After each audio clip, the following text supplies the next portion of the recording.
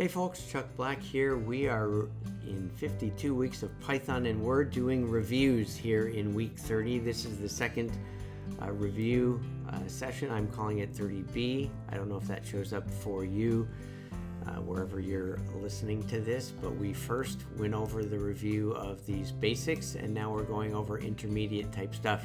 Now heads up, we're not going to be doing it in this order, so I'm not going to say lesson 10, lesson 11, lesson 12, etc. I'm going to start with tuples and sets first. That's what I'm going to go over first. I can't remember the exact order, but I'm going to handle regular expressions and normalizing data, and then probably go to everything is an object, and comprehensions are in there somewhere, I can't remember. Lastly, I'll be doing generators. So this is just a heads up. Don't worry about the order of these and think that, I'm on this one, that means I missed something. No, you didn't. If you go and listen to the whole thing, then I'm going to cover all of these topics. So hopefully this will help you to have a firmer understanding of some of these intermediate pieces of functionality and capabilities of the Python programming language, and it will make you a better software developer. So without further ado, let's get started.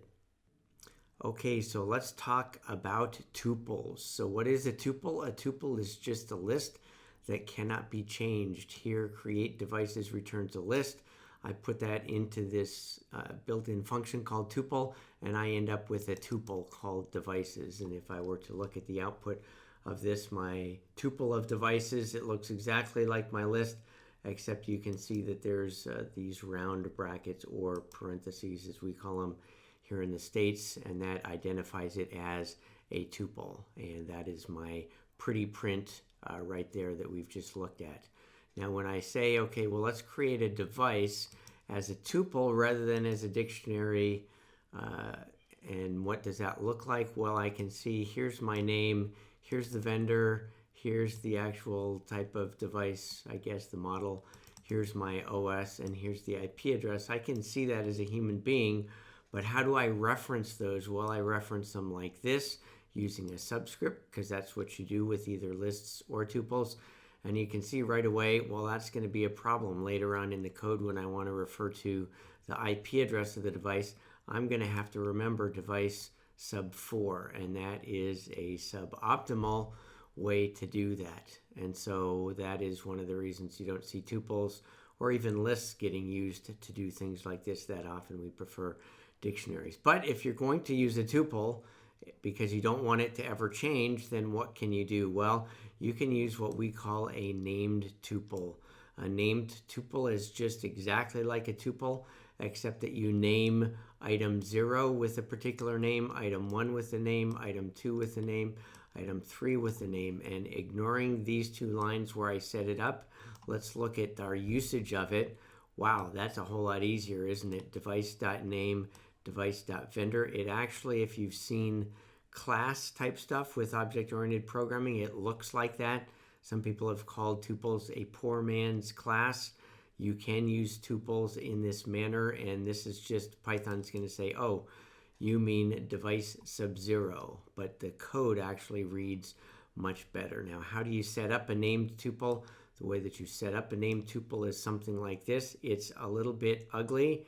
Let me rephrase that. It's a lot bit ugly, and it's not the most elegant thing. Pythonistas will tell you that it's the most beautiful thing in the world, and anybody saying otherwise is a heretic. I'm happy to be a Python heretic in that manner. This is kind of hard to understand, but this is what you do. You declare named tuple, which you need to import, as you can see there. You declare it, you give it a name, you specify the names of all of the different fields, and then when you set up data, my thing called device here, then you use the name of the named tuple, which is device, and then you can do this thing where you just pass in the parameters positionally and it will assign them to name, vendor, model, OS, etc. Or you can use another mechanism which we will look at when we get down here. And this is my situation where I'm taking my list of created devices, and what I'm going to do is I'm going to go ahead and allow that to be a list. So remember, it's different than up here. Up here I changed it to a tuple. Down here I'm saying I can live with it fine as a list. That's not a problem. But what I'm going to do is I'm going to turn every one of my device dictionary items into a named tuple. And so that is what I am going to do. I'm going to declare device as a named tuple. And what I'm doing here is I'm saying I'm calling it device. And then what are the keys? Remember, in my named tuple up here, I passed in a list of the different headers for all of these different fields within the named tuple. Here what I say, okay, my list is going to be the list of keys in the dictionary. All right, and now what I can do is I can say for my devices is named tuples. That's my list. I'm going to append. The data I'm going to append is, what is this capital device? It is a named tuple. What is the data? Well, this star, some of you have asked about this. This is going to resolve into effectively keyword parameters where it says something like name equals and then the name, vendor equals and then the vendor. So that's what this star looks like. I use this in Quokka. You'll see this. You can look it up as well, but you can look up my description of it also. And then I do a pretty print of it, and then I just print it out nicely. Here's my devices, a named tuple, these two things going back up to here. This code that I wrote right here, the output looks exactly the same. So you're saying, well, what's the difference? The difference is, look at how much simpler and easier to read this is. And one of the main things about somebody, if you say they're a good programmer, then one of the reasons they're a good programmer is their code is easy to read. So, and here's my list of my named tuples. Remember, I said we were going to do name equals whatever. That's what this star device resolved into. So I ended up setting name equal to this, vendor equal to that, etc. And when I printed it out, it's going to look like things that we've done before, where I'm just going through and printing it out. But notice the important thing here, how am I referring to it? I'm saying device.name. Now this, remember back to your time when devices, we were using them just as dictionaries. What would you have to do? You'd have to say device, open square bracket, quote, name, close quote, close square bracket. And this, some would say, is an easier and a better way to do it. So that is named tuples. Okay, so let's talk about sets. Now, sets are just unordered collections of items. The main thing that we do with sets is we test for inclusion, meaning is something in a set. You can do things like union and intersection, things of that nature. How do we represent sets? I left the output down here. You can see there's a curly bracket at the beginning and a curly bracket at the end, and you say, wait a minute, we use curly brackets for dictionaries. That's true, but the item in a dictionary actually has a key and value, and this just has a value. So here we have the values that are in this particular set, and we can do comparisons, etc. So let's look at the code that actually does something here. So this is where I print available and used IP addresses. The theory of this simple application is that I will start with a set of available IP addresses, and I will allocate them one at a time. And my set of available versus used, I'll print them both out, and we'll get to see one grow and the other one shrink as I do so. So here's where I create my IP addresses to put into available IPs with a set. We just do an add. This is a little bit different. My for loop, I'm doing a range, which you've seen before, just doing numeric, but I'm starting at 180. I'm ending when I get to 200, and I'm incrementing by 3. That means my IP addresses will be 10.0.1.180, 10.0.1.183, etc. And I will go through here. I will allow the user to enter an IP address. If they enter nothing, then we're going to exit the application. If the IP address is in available IPs, then we're going to say, okay, I'm going to allocate it. And then what I will do is I will remove it from the list of available IPs. I will remove that, and I will add the IP address that I just allocated to the list of used IPs, and then I'll print it out again.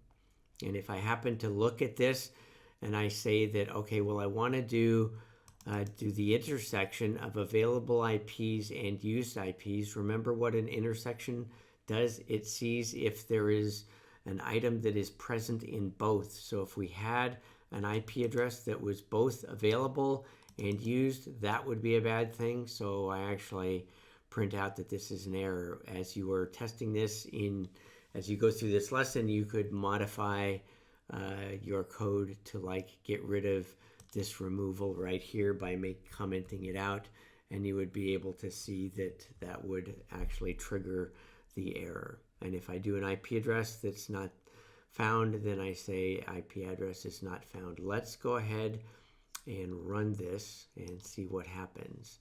So here you can see my available IPs. These are the ones that are available. So I just need to pick one. I will pick this one first. So I'm going to do a Control C.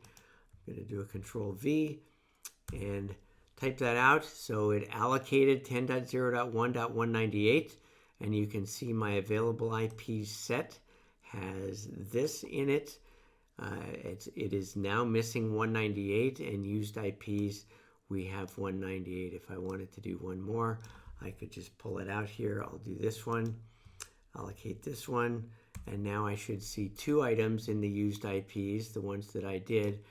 And then this up here has shrunk once again. If we expand this, then you can see that it is shrinking.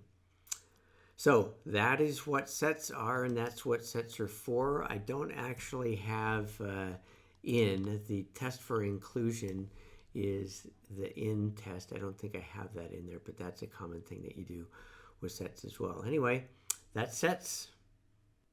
So let's review comprehensions. Remember, we're talking about list comprehensions, and you can also do dictionary comprehensions. So what is a comprehension? Well, if you've ever seen anything that looks like this, and you've said to yourself, what the heck is that? There's a for loop inside of square brackets. I have no idea what's going on here. Well, welcome to the world of list or dictionary comprehensions. Now, this is something that I used to really dislike.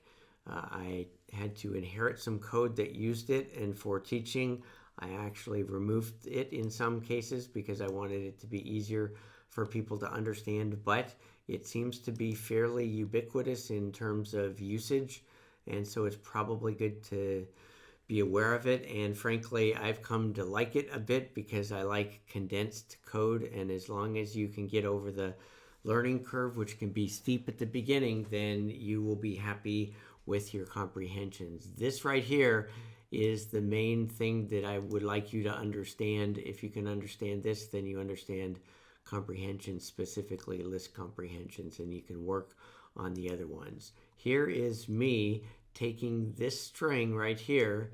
You can see there's items in the string that are separated by commas. That's good. You can also see that there's stuff like white space before and sometimes after the items, and so we want to get rid of that. How can we do that? Well, I can declare device to be a list. Again, this is going to be a list where item 0 is the name, item 1 is the vendor, etc. And I'm going to say for item in device.string.split, so that's going to end up giving me a list with this being the first item, etc. For every one of those items that we go through, I'm going to strip off the beginning and the ending. And at the end of the day, after doing this append, I'm going to have a list that is going to have all of these individual items with, these individual items with all the nasty beginning and ending spaces removed. And so it will be exactly what I want. I've done that with a simple for loop, not a big deal. I can do it, instead of doing it in 3 lines, I can do it in 1 line. And the way that I do it in 1 line is with the list comprehension. So we start from the middle. Mainly I like to start at the for loop. So I say for item in and then device string.split. That's what you saw up here. That is giving me a list that I can iterate through. So for every item, this part to the left is what I'm going to do to that item. And what I'm going to do to that item, you can do nothing, or you can apply a function to it. And I'm going to apply the strip function. So basically, it's going to be doing this item.strip. And you can tell it's a list comprehension. How? By seeing the opening and closing brackets at the end. That tells you, hey, this looks like a list. And sure enough, it is. And the stuff inside it is going to be what we call a list comprehension. That's this entire thing. So that's a list comprehension. I've made it a little bit easier by making it into 2 lines. This doesn't seem to be like it's super much better. All I did was I take device string.split and I put it in a separate line, and then I use it there. So that's exactly the same type of list comprehension. Now, the last thing that I want to point out with list comprehensions here very quickly is that you can do a conditional. So here's my list comprehension. I'm going to scroll down so we can see this. And the difference between this and the others is I have this clause at the end, and that says if stupid is not in item. You notice I added extra stupid stuff, and this item is going to be this thing that I'm highlighting. And so my list comprehension, when I do for item in device string.split, it's going to cause me to do this item.strip and add it to the list unless stupid is in the item. So it's going to be doing it if stupid is not in the item. And so what this is going to end up doing is I'm going to have exactly the same thing, but it won't have this stupid stuff in it. That's why I put that there, just for the purposes of allowing us to have a conditional. That is the main comprehension stuff. If you can understand this, you're pretty much good to go. The rest of this stuff has to do with dictionary comprehensions. And in this situation, I'm not going to go through it in detail. I'm going to ask you to watch it, but you can do a dictionary comprehension. What does it look like? Look at this picture here. It looks almost identical to a list comprehension, except instead of square brackets, I've got curly brackets. I've got my for loop in the middle. And what I'm doing is I'm taking these 2 items, item 0 and item 1, from this tuple in this situation. And I am saying, okay, for this dictionary comprehension, the key is going to be item sub 0. That will be this thing on the left. And the item 1 and the value will be item 1, which is the thing on the right. This is a little bit convoluted, but I do want to advise you of this.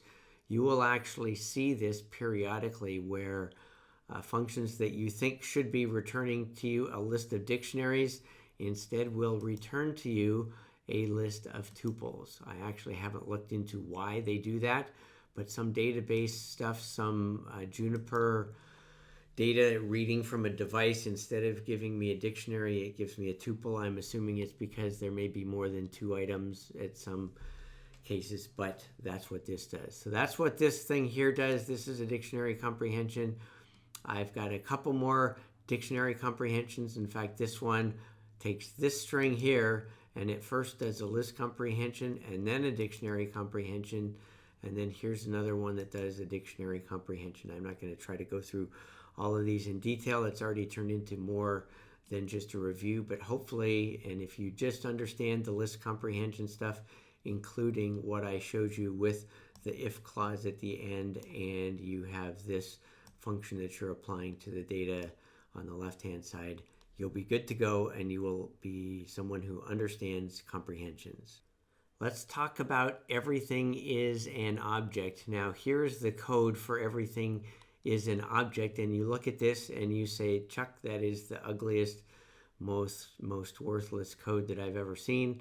And I would say, well, I kind of don't disagree with you. I do think the code is useful, but it's ugly. I think what we need to do instead of looking at this is look at a picture. And so here's my picture that explains what people mean when they say in Python, everything is an object. With traditional language, you would have things called primitives, and these primitives would just occupy a location in memory. So if you had something like an integer called I, an integer called j, numerical value, or a string, it would just occupy locations in memory, and that's it.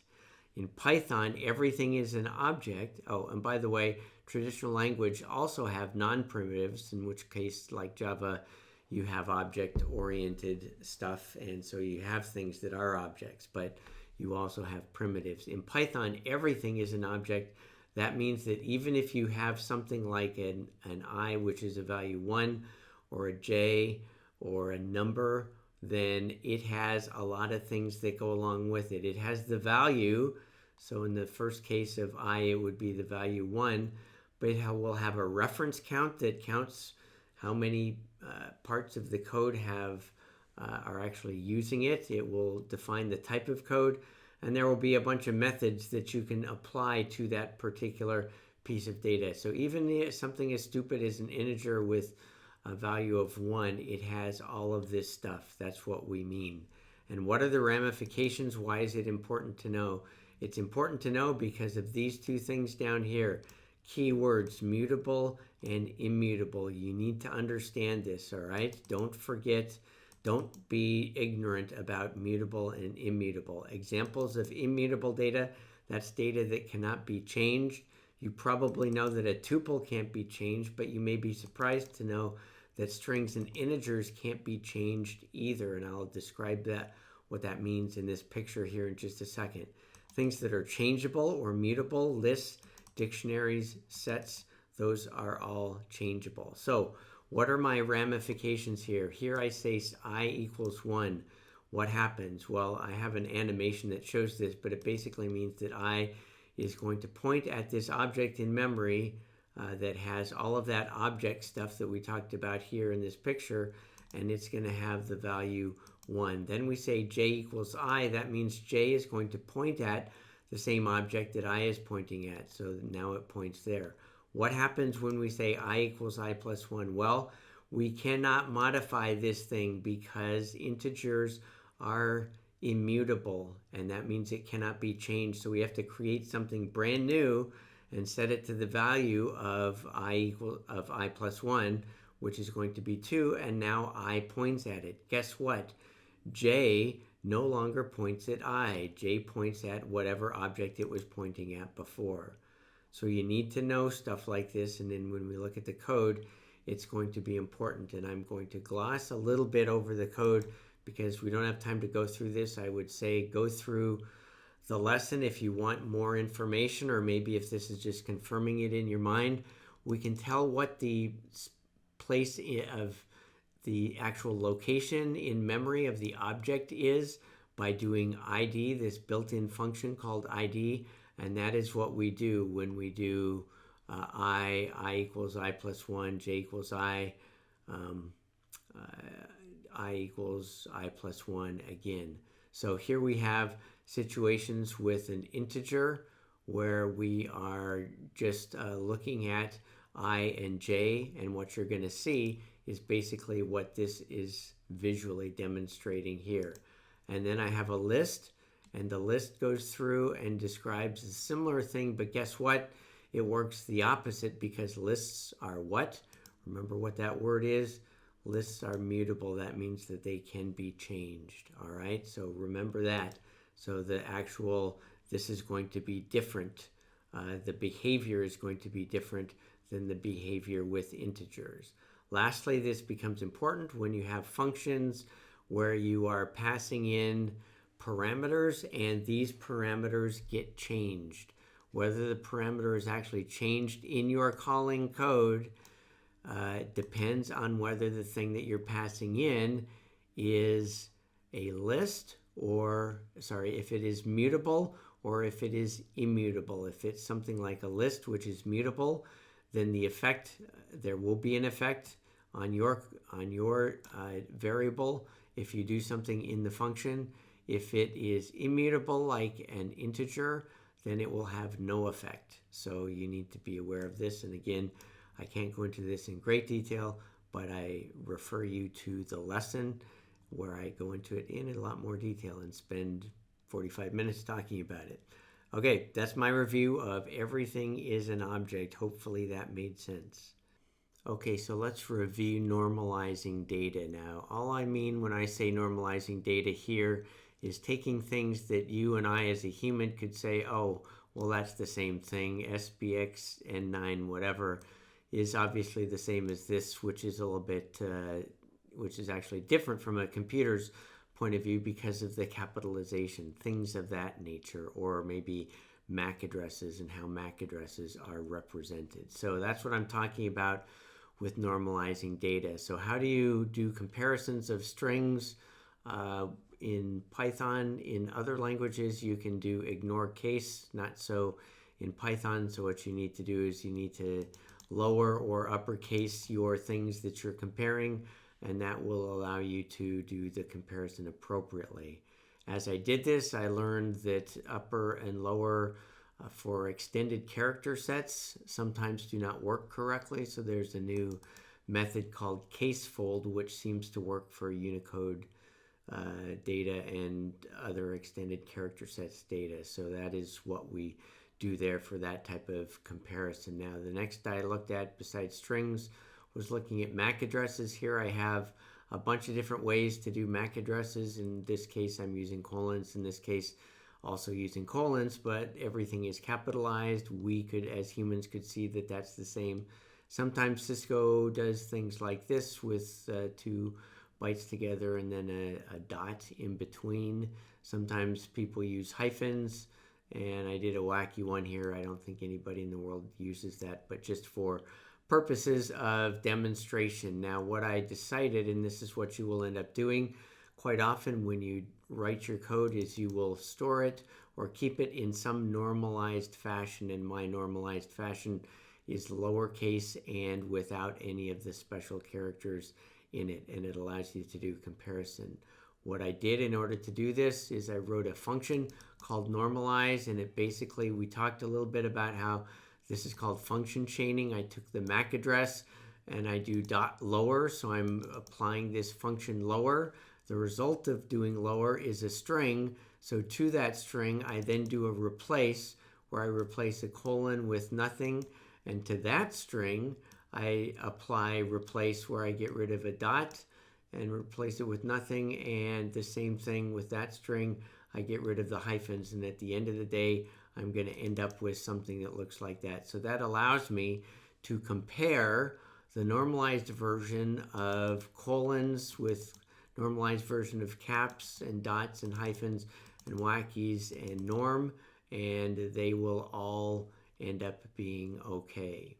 And the last thing that I do here is I say, you know what, some things are a little bit tougher, and so how about utilizing tools that already exist out there in the real world? And so this library that I'm importing, the IP address library, got added to Python in Python 3 something. It used to be a private open source library that somebody contributed. It's now part of Python.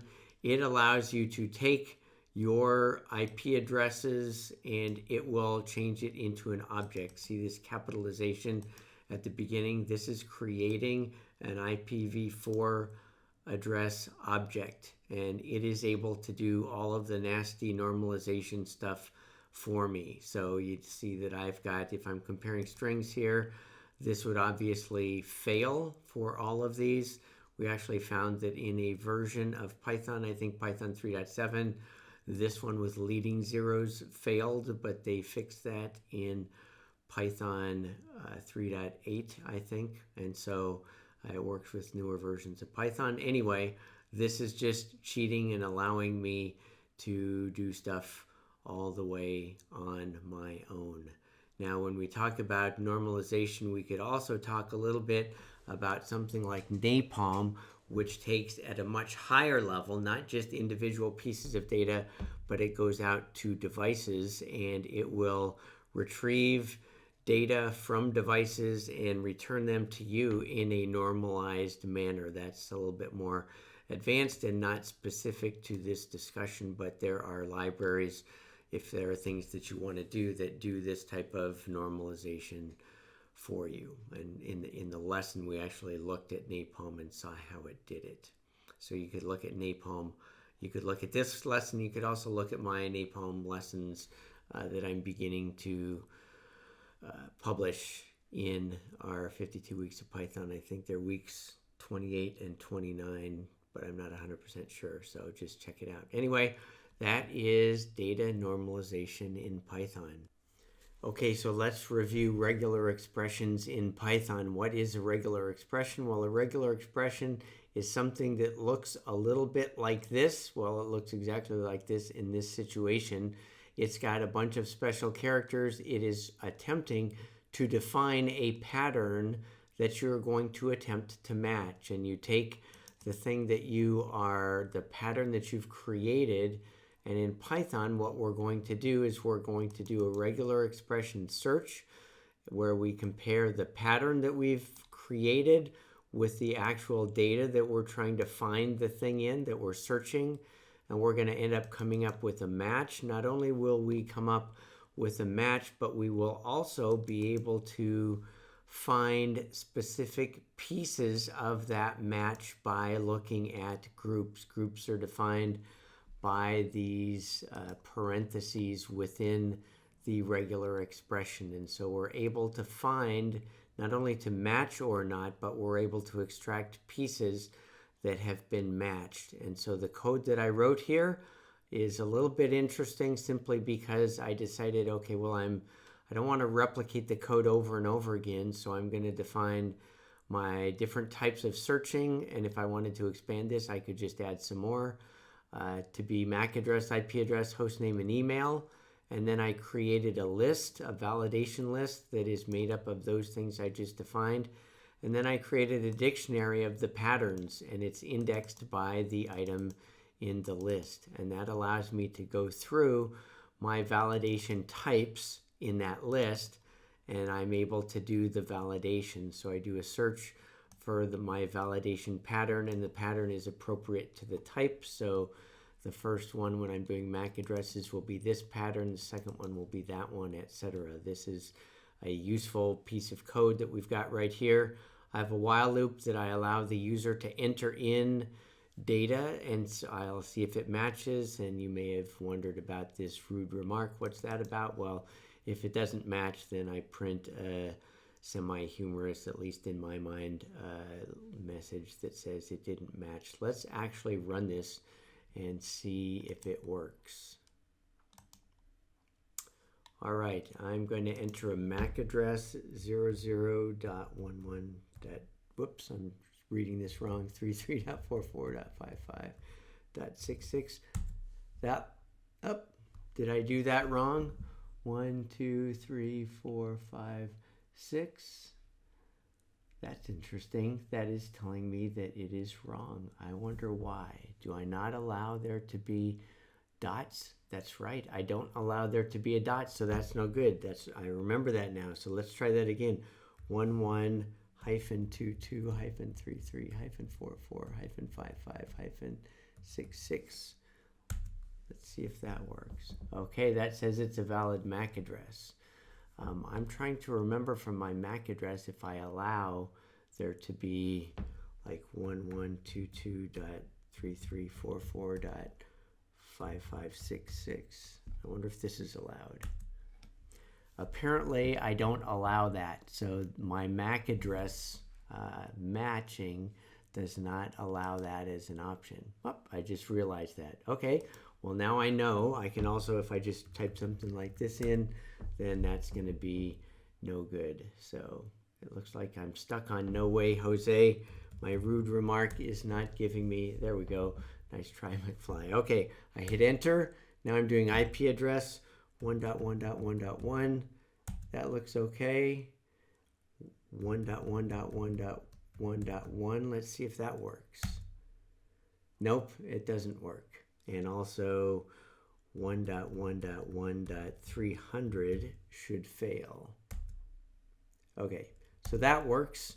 Host name, I will leave the rest to you, but that's the general idea. We've had our fun with this, and I don't want to take too much of your time, but that's regular expressions. It's very easy. I import RE, and then all I need to do down here with respect to RE is do a search. And if match is not none, that means I found it, and I can actually extract pieces of it, and I can do things like tell me where it started. So right here, this one says it started at index 0. All right, regular expressions in Python. Okay, let's review generators. My least favorite of all of these things we've been going over simply because they can be abused rather than used intelligently, and I do have experience with that. So what is a generator? A generator works like this. You're familiar with create devices. That goes through and gives you a list of devices to do something. Create devices gen is going to do generator way of doing this. And what does that do? Well, let's dive down into it and see. Here is my function that does create devices gen. And what I'm going to do is I'm going to split this on the right so that you can see the non-gen version of this.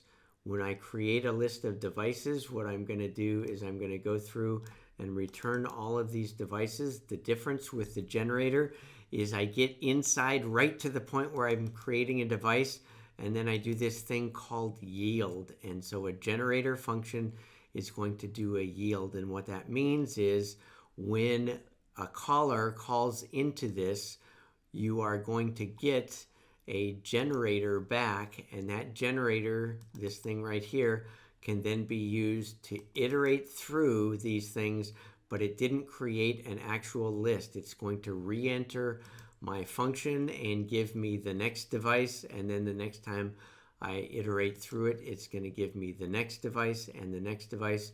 So it only does things one at a time. In other words, it's not doing all of these devices at once. It just does them one at a time. Now, this particular piece of code that I'm showing you is not something that we need to go through, because you can just take my word for the fact that using a generator is far, far slower than it is if you return just the entire create devices. That is, if you intend to iterate through them in the manner that I am. Furthermore, you are going to be going through them one at a time, and you'll eventually get to the end, and you won't be able to start over again until you begin and create your generator all over again like you would do here. This starts you back at the beginning. So it goes through the thing that you're iterating a little bit at every time that you call into this for doing iteration. And if you're just interested in how long it takes to get stuff,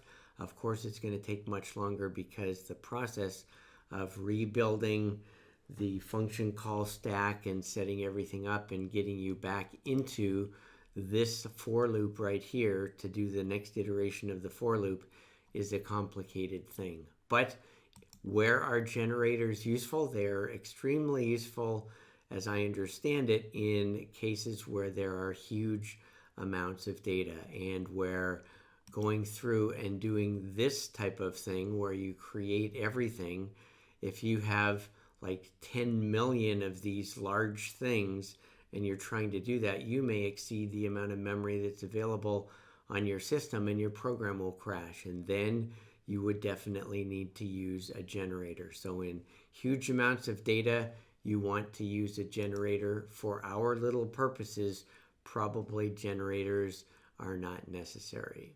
Now, at the end of this function, what I did also is I went through and did generator comprehension. Notice my generator comprehension is going to involve this same thing as a list comprehension or a dictionary comprehension, except I'm using these round brackets. So don't confuse this with a tuple. This is a generator comprehension, and what we're doing is we were creating a generator, and then my for loop can go through the generator. Now, the first version of this code in my lesson, an alert reader and listener found a bug in something that I had tried to make easier and thought was a good idea, and threw it in at the last minute.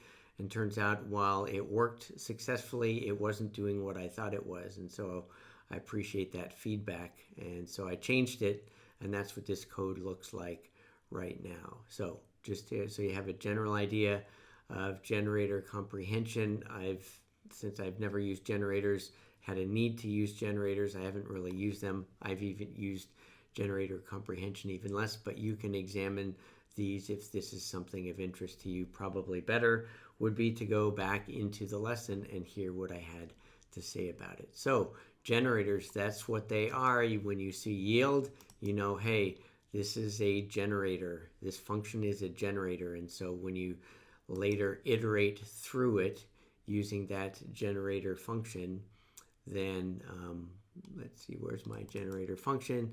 Yeah, when I return this devices gen and I go through it like this, I'm calling into this function and specifically into this iteration of the loop over and over and over again. It's interesting.